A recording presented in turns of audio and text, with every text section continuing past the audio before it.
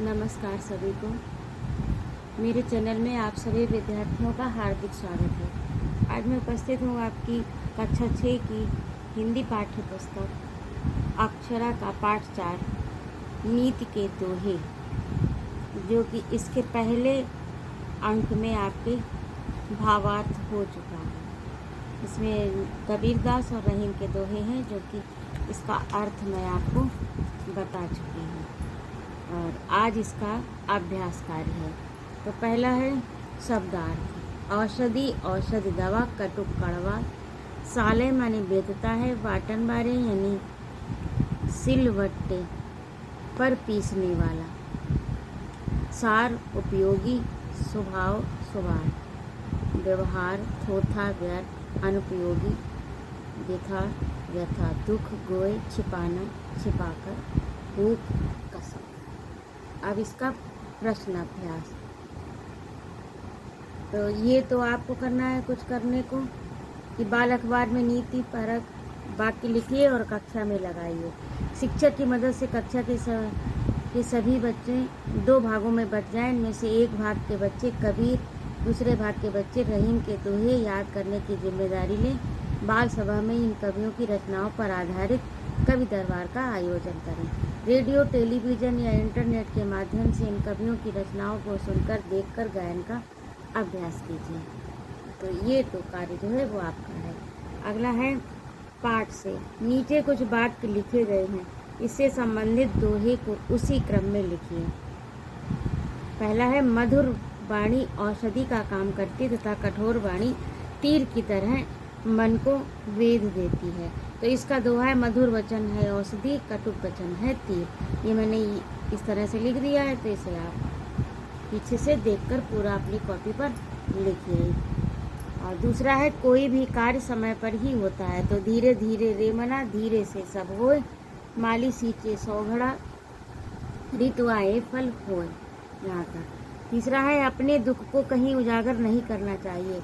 रहीमन निज मन की व्यथा, मन ही राखो गोए, सुन अट लिए लोग सब, बाँट मिली है कोई। तो ये इसका हो गया। परोपकार करने वाले लोग प्रशंसनीय होते हैं। तो बे रहीम नरधन्य है से लेकर रंग, बेरहीम नरधन्य है पर उपकारी, बेरहीम नरधन्य है पर उपकारी अंग, बाटन बारे को लगे जीव मेहंदी को रंग। दूसरे लोगों को बुराई देखना ठीक नहीं है, बुरा जो देखन मैं चला। दूसरे लोगों में बुराई देखना ठीक नहीं है, बुरा जो देखन मैं चला, बुरा न मिलिया कोई, और जो दिल खोजूं आपना, मुझसे बुरा न कोई। तो ये इसके अंतर्गत आएगा। अगला है आपका निम्नांकित पंक्तियों का अर्थ स्पष्ट कीजिए। श्रवण द्वार हुए संचरे, साले सकल शरीर। तो मैंने आगे अभी भी जो है आगे आप देखेंगे कि कॉपी पर मैंने लिखा है, तो उसे आप नोट कर लीजिए। उसमें सभी पूरे पाठ का अर्थ है, तो इन पंक्तियों का आप उसी में से ले लीजिएगा। तीसरा है माली के द्वारा लगातार पेड़ों को सींचने पर भी फल क्यों नहीं आते हैं। तो देखिए इसमें ये आपका अभ्यास कार्य है। पाठ 4 नीति के दोहे कबीरदास। तो पहला दोहा है प्रस्तुत दुर्बल को न सताइए, जाकी मोटी हाय। तो प्रस्तुत दोहा हमारी पाठ्य पुस्तक अक्षरा के पाठ 4 नीति के दोहे नामक पाठ से लिया गया है। इसके रचयिता कबीरदास जी हैं और इसका प्रसंग इस तरह से लिखा जाएगा। उपरोक्त दोहे में कमजोर व्यक्ति को सताने से क्या परिणाम होता है बताया गया है। कबीरदास जी कहते हैं कि कमजोर व्यक्ति को नहीं सताना चाहिए, क्योंकि उसकी हाय बहुत बुरी होती है। जिस प्रकार मरी हुई खाल से लोहा भस्म हो जाता है, फिर जीवित व्यक्ति को सताने पर परिणाम अत्यंत घातक होंगे। और दूसरा है मधुर वचन है औषधि। इसका संदर्भ पूर्ववत होगा। और प्रसंग प्रस्तुत दोहे में कवि ने कड़वी वाणी बोलने का निषेध किया है। संदर्भ ये प्रसंग होगा। यहाँ आप काले से लिखिएगा, मेरे पास इस समय लाल पेन उपलब्ध है, इसलिए मैंने यहाँ लिख दिया। आप काले से लिखिएगा, हेडिंग डालिएगा, काले से इसको लिखिएगा। इस तरह से प्रसंग प्रस्तुत दोहे में कवि ने कड़वी वाणी बोलने का निषेध किया है। अब इसका भावार्थ देखिए। कबीरदास जी कहते हैं कि मीठे वचन औषधि के समान होते हैं तथा कटु वचन तीर के समान। कटु वचन कान के द्वार से शरीर में प्रवेश कर पूरे शरीर को घायल कर देते हैं। और अगला दोहा है, बुरा देखकर मैं चला बुरा न मिलिया कोई। तो इसका संदर्भ भी पूर्ववत रहेगा। प्रसंग में है, उपरोक्त दोहे में कबीरदास जी ने पूरे संसार को भला और स्वयं को ही बुरा बताया है। और भावार्थ है इसका, कबीरदास जी कहते हैं कि मैं जब संसार में बुरा ढूंढने निकला तो मुझे कोई भी बुरा व्यक्ति नहीं मिला। जब मैंने अपने अंदर झांक कर देखा तो मैं ही सबसे बुरा निकला, अर्थात मेरे समान संसार में कोई भी बुरा नहीं है। और साधु ऐसा चाहिए, अगला दोहा है। तो इसका अर्थ संदर्भ पूर्ववत रहेगा और प्रसंग आपका बदल जाएगा, क्योंकि प्रसंग वही होता है जो दोहे के अंतर्गत कहा गया है। तो प्रस्तुत दोहे में कबीरदास जी ने साधु के स्वभाव पर प्रकाश डाला है कि वह किस प्रकार का होना चाहिए। भावार्थ में है, कबीरदास जी कहते हैं कि सज्जन साधु पुरुष का स्वभाव सूप के समान होना चाहिए। जिस प्रकार सूप बेकार की वस्तु अर्थात कूड़ा करकट को बाहर निकाल देता है और सार को ग्रहण कर लेता है, उसी प्रकार सज्जन व्यक्ति को भी संसार में अच्छी बातों को ग्रहण करना चाहिए और व्यर्थ को छोड़ देना चाहिए। अगला है, धीरे धीरे से मना धीरे से सब होय, माली सींचे 100 घड़ा ऋतु आए फल हो। इसका भी संदर्भ पूर्ववत रहेगा। और प्रसंग प्रस्तुत दोहे में कबीरदास जी ने बताया कि प्रत्येक कार्य समय पर होता है, उससे पूर्व नहीं। भावार्थ में है, कबीरदास जी कहते हैं कि हे मन, धीरे से ही सब कुछ होता है, अर्थात धैर्य धारण करना चाहिए। प्रत्येक कार्य अपने समय पर ही होता है, उससे पहले नहीं। जिस प्रकार माली कितना ही पेड़ों को सींचे, 100 घड़े से सींचे, किंतु पेड़ पर फल समय आने पर ही लगेंगे, इससे पहले नहीं। अब रहीमदास के दोहे देखिए। प्रस्तुत दोहा में रहीमदास ने परोपकारी व्यक्ति पर प्रकाश डाला है। रहीमदास जी कहते हैं, बेमनुष्य धन्य है जो संसार के परोपकार में लगे हैं। परोपकारी व्यक्ति का उपकार स्वयं हो जाता है। जिस प्रकार मेहंदी बांटने वाले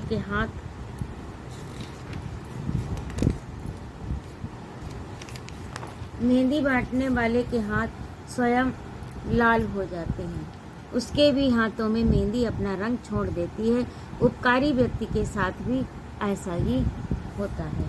अगला है, रहीमन और चून से लेकर। रहीमन पानी राखिए, बिन पानी सब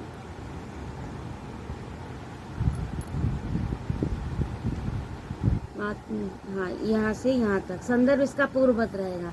प्रस्तुत दोहे में पानी की महत्ता पर प्रकाश डाला है। पानी का अर्थ यहाँ पर आव, चमक से है, ठीक है। भावार्थ, रहीमदास जी कहते हैं कि मनुष्य को अपनी आव की भली भांति सुरक्षा रखनी चाहिए। पानी के नष्ट हो जाने पर उद्धार नहीं होता। जैसे मोती का पानी अर्थात उसकी चमक चली जाए तो वह व्यर्थ हो जाता है। उसकी चमक चली जाए तो वह व्यर्थ हो जाता है, उसकी कीमत गिर जाती है। मनुष्य का पानी उसकी प्रतिष्ठा गिर जाने पर वह भी अयोग्य हो जाता है, अर्थात यदि मनुष्य मनुष्यता छोड़ दे तो सब कुछ बेकार है। उसी प्रकार चूना में पानी सूख जाए तो वह भी मृत हो जाता है। इसलिए पानी की सुरक्षा करनी चाहिए। अगला है, जो से लेकर ना है। हाँ, इसका दोहा है कि जो बड़ेन को लघु कहे, नहीं रहीम घट जाए, गिरधर मुरली धर कहे, कछु दुख मानत ना। इसका है, उपर्युक्त दोहे में संदर्भ पूर्वक रहेगा आपका। और इसमें केवल आप रहीमदास और कबीरदास अवश्य बदलिएगा, नहीं तो कबीरदास पाठ तो वही रहेगा, पुस्तक भी वही है, पाठ संख्या भी वही है और प्रसंग तो मैंने बदल ही दिए हैं। जो रहीमदास का दोहा है उसमें आप रहीमदास लिखिए, जिसमें कबीरदास का दोहा है उसमें कबीरदास लिखिए। इतना आपको करना है। उपर्युक्त दोहे में रहीमदास जी ने बड़ों की गुरुता पर प्रकाश डाला है। रहीमदास जी कहते हैं कि जो बड़े हैं, समर्थ हैं, उन्हें यदि छोटे लोग छोटा कहें तो उनके कहने से वे छोटे अर्थात असमर्थ नहीं होते और न ही वे बुरा मानते हैं। जिस प्रकार गिरधर को मुरलीधर कहा जाए तो वे कुछ भी बुरा नहीं मानते, अर्थात गिरधर पहाड़ उठाने वाले बड़े और मुरलीधर अर्थात छोटी वस्तु को रखने वाले, किंतु दोनों संबोधन प्राप्त होने पर वे वैसे ही रहते हैं। और अगला आपका अंतिम है प्रस्तुत, इसमें संदर्भ पूर्वक रहेगा। प्रस्तुत दोहे में रहीम दास जी ने समय की महत्ता पर बल दिया। आगे देखिए, रहीम दास जी कहते हैं कि समय जैसी बहुमूल्य वस्तु कोई नहीं है, अर्थात समय के द्वारा ही मनुष्य सब कुछ प्राप्त कर सकता है और इसके नष्ट हो जाने पर इससे बड़ी कोई हानि नहीं हो सकती। इसको नष्ट करने जैसी भूल नहीं हो सकती। इसके नष्ट करने जैसी भूल नहीं हो सकती। जो बुद्धिमान है वह इस बात का विशेष ध्यान रखते हैं कि उनका समय व्यर्थ नष्ट न हो। व्यर्थ नष्ट होने का डर उन्हें हमेशा रहता है। इसके नष्ट हो जाने पर इससे बड़ी कोई हानि नहीं हो सकती। इसको नष्ट करने जैसी कोई भूल भी नहीं हो सकती। यहाँ पर कोई कभी नहीं बन रहा है। इसको नष्ट करने जैसी कोई भूल नहीं हो सकती। जो बुद्धिमान है वह इस बात का विशेष ध्यान रखते हैं कि उनका समय व्यर्थ नष्ट न हो जाए। व्यर्थ नष्ट होने का डर उन्हें हमेशा रहता है।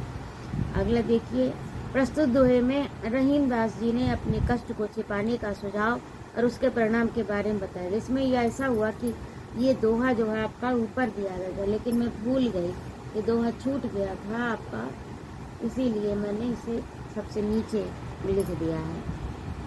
उसे आप अपनी किताब में देख लीजिए।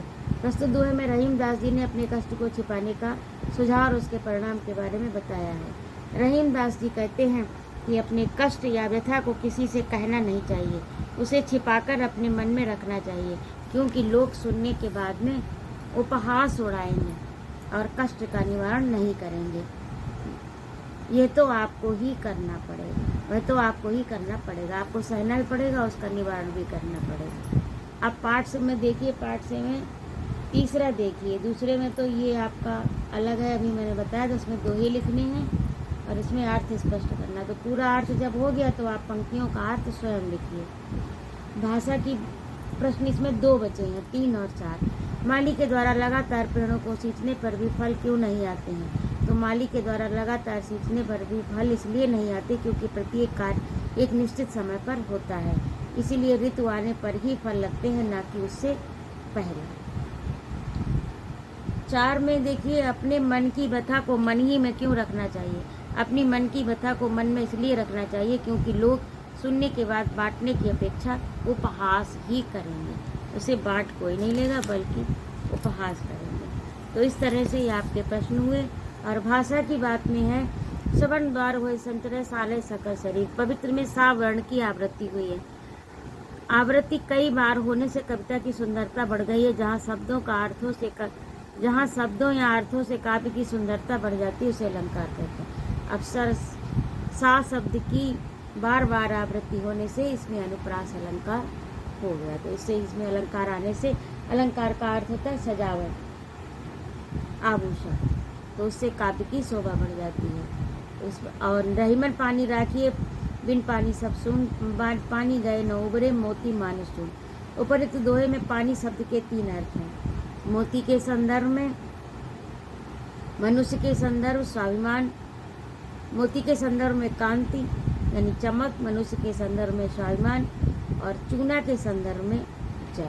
तो यहाँ पानी शब्द के अलग अलग अर्थ होने के कारण दोहे की सुंदरता बढ़ गई है। तो इस प्रकार से ये आपका अभ्यास कार्य भी पूरा हुआ और इसके साथ ही आपका पाठ 4 भी पूरा हो गया। अगला पाठ आपका है 6। अभी इसमें अच्छा ये रह गया है आपका, चलिए इसे भी देखते हैं। पाठ में आए निम्नलिखित तद्भव शब्दों का तत्सम रूप लिखिए। चलिए मैं यहीं पर लिख देती हूँ, आप नोट करिएगा। भस्म का होगा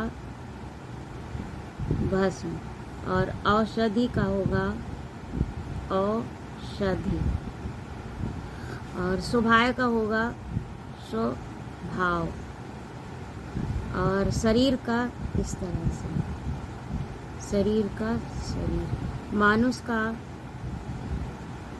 मानुष, और शब्द का शब्द और व्यथा का व्यथा। ठीक है, तो इसे आप अपनी कॉपी में लिख लीजिएगा। और इसी के साथ आपका पाठ पूरा हुआ।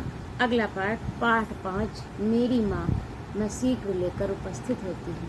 तब तक के लिए स्वस्थ रहिए, आनंद रहिए, खूब ज्ञानार्जन करिए। जय माँ भारती। उपस्थित रहने के लिए बहुत बहुत धन्यवाद।